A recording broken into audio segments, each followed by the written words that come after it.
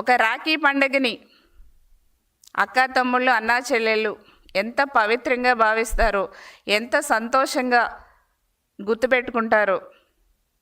ఈ స్త్రీ శక్తి పథకం ఉచిత బస్సు ప్రయాణాన్ని కూడా మా మహిళలందరూ కూడా చిరస్థాయిగా అలాగే గుర్తుపెట్టుకుని గుండెల్లో పెట్టుకుంటారని కూడా నేను గౌరవ సీఎం గారికి తెలియజేస్తున్నాం.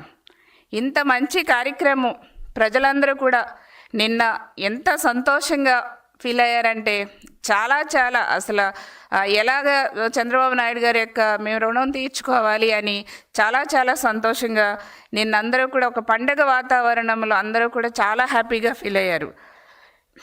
ఇట్లాంటి మంచి పథకం ఈ రోజున రాష్ట్రంలో మొదలు పెడితే మరి ఇంక వైసీపీ పేటీఎం బ్యాచ్ వాళ్ళు ఎలాగా వ్యతిరేకంగా మాట్లాడారో ప్రజలందరూ కూడా చూశారు.